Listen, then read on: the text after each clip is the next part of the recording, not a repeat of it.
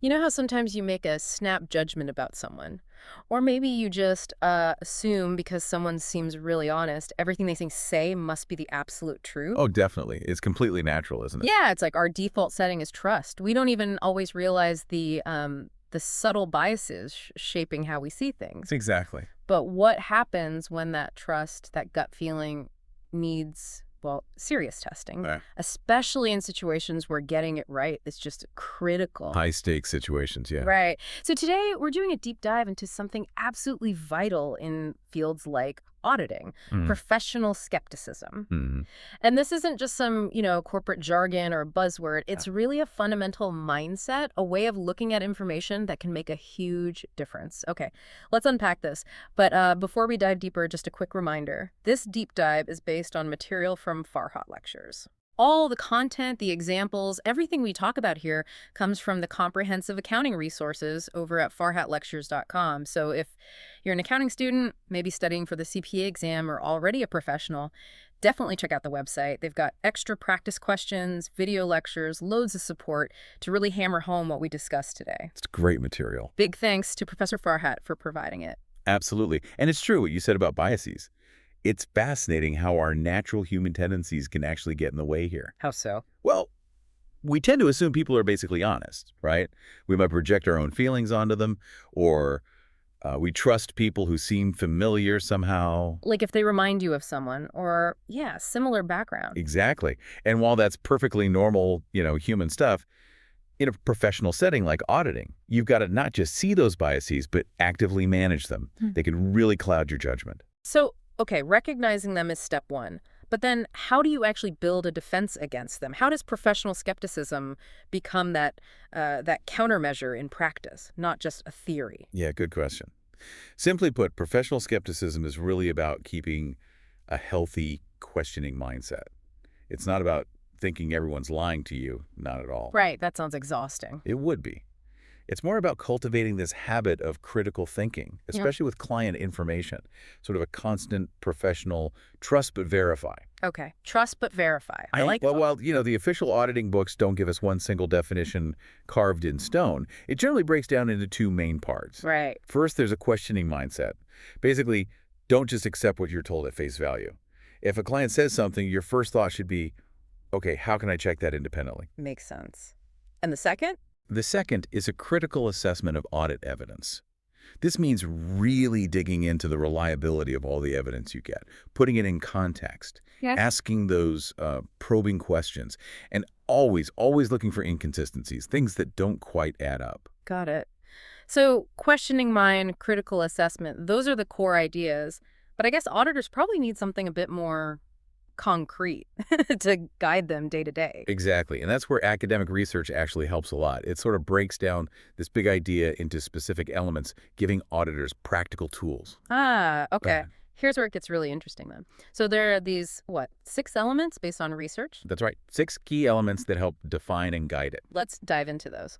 First up, you mentioned the questioning mindset again, but as one of these elements, what does that look like in practice, really drilled down? Well, it means approaching any piece of data, any statement from management, any assertion really, Yeah. without just nodding along. You're actively looking for more info. So for instance, maybe an auditor spots this unusually large transaction, and it happened right at the very end of the quarter. Suspicious timing. Potentially, yeah. So instead of just accepting it, the skeptical auditor immediately asks, okay, why was this so big? Why right at the end? And then they follow up, asking for more documents, background info. So the pitfall is just taking their word for it. Exactly. The benefit is maybe uncovering someone trying to, play with the numbers before the deadline. Okay, that makes sense. Next element, suspension of judgment. This sounds tricky because we often form opinions fast, right?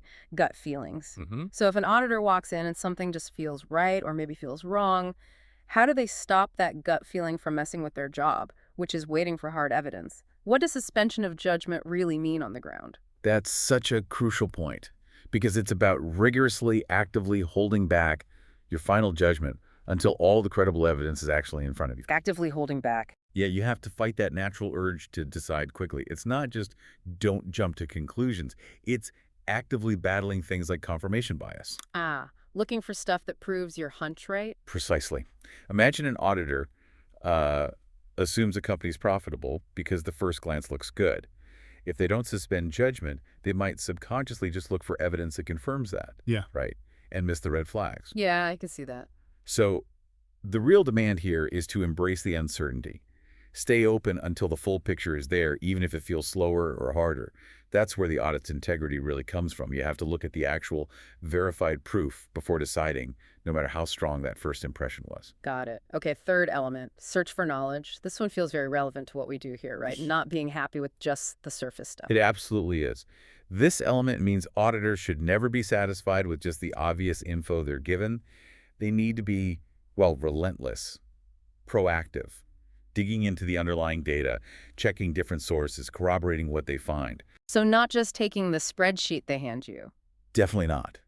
If someone gives you information, your goal is to cross-reference it. Find something else to back it up. Ensure it's thorough and accurate. Like comparing it to bank statements, invoices. Exactly. Bank statements, invoices, contracts. Looking for the original source documents. It's about building this strong chain of evidence, not just accepting what's easiest. Okay. Now this next one sounds really interesting. Interpersonal understanding. It seems to directly acknowledge the human side of things. How does understanding people play into skepticism? Yeah, this is key because it forces auditors to recognize that people, especially inside a company, might present information in a way that looks best for them. Makes sense. Self-interest. Right. And it's not always like malicious deception. Often it's just natural human bias or optimism or wanting to look good. So like overly rosy sales forecasts. Perfect example. A client might give really optimistic sales growth projections. The skeptical auditor, understanding that natural optimism, still needs to check those projections against, say, external market data, past performance, industry trends, just to confirm if they're realistic. So you're not questioning their character necessarily. Exactly. You're just understanding that human perception isn't always objective fact, and you adjust your approach because of that. Okay. Then there's autonomy. This sounds like, well, being able to stand your ground, which I imagine must be a constant challenge in an audit. It is exactly that. Yeah. Autonomy means the auditor has to be able to direct their own investigation without being unduly influenced. Not by the client, obviously, but sometimes even by pressure from inside their own firm. Really, internal pressure too. Oh, yes. So the integrity of the audit and the staff doing it really hinges on auditors sticking to their professional judgment, their ethical guidelines, even when it's uncomfortable. Can you give an example? Sure. Let's say company executives try to push an auditor to overlook some transactions, or maybe use an accounting treatment that's, let's say, favorable but questionable. The autonomous auditor has to push back. They have to value their independence, state clearly their responsibility as an unbiased audit, and just keep investigating without bending to that pressure.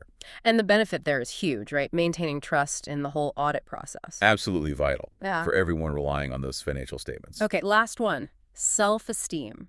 How does confidence, or maybe what some call thick skin, fit into professional skepticism? What does that actually mean here?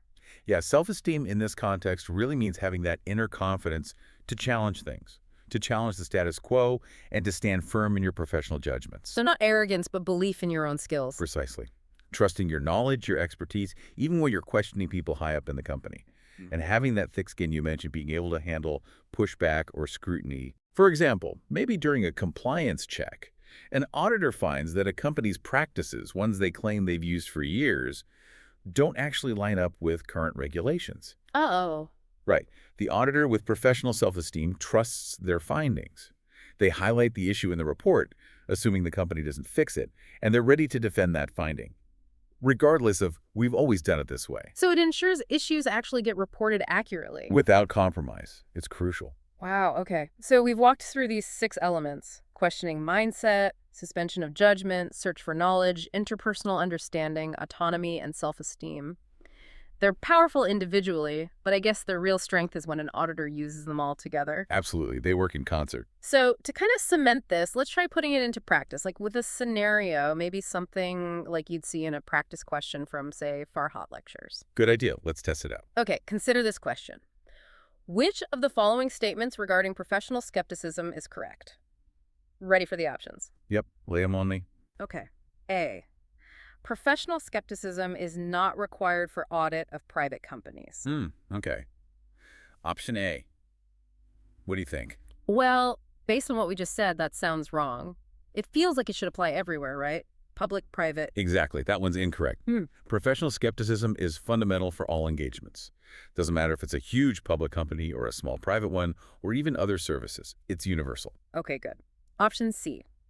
It's easy for auditors to apply professional skepticism because they do not have a judgment bias regarding their client. Ah, option C.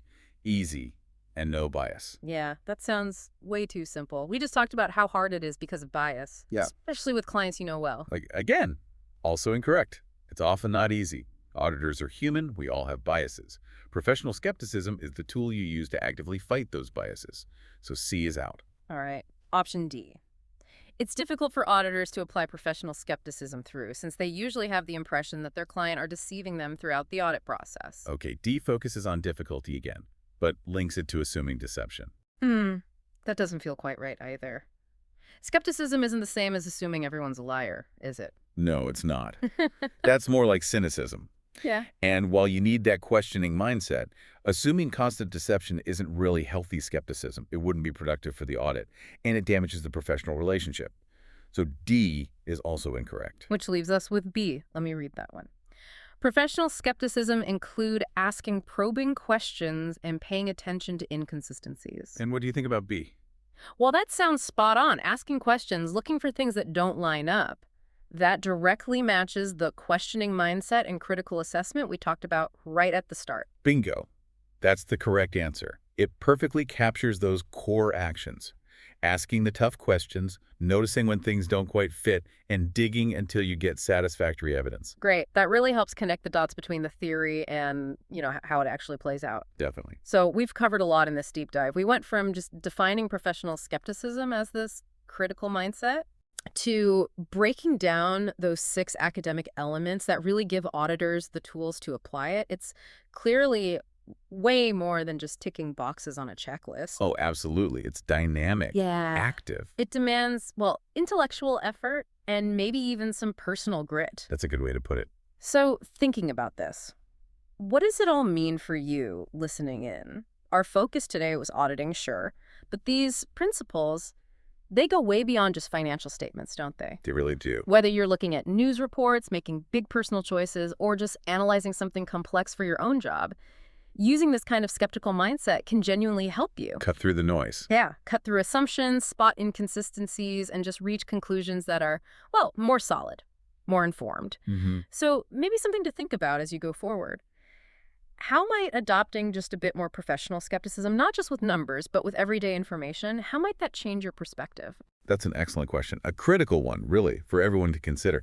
Understanding these ideas is genuinely valuable for anyone who has to analyze information critically. Doesn't matter the field. True. And if you are an accounting student or you're studying for the CPA or you're a professional who deals with this stuff, I'd really encourage you to keep exploring these concepts. Practice applying them. Yeah, practice seems key. It is.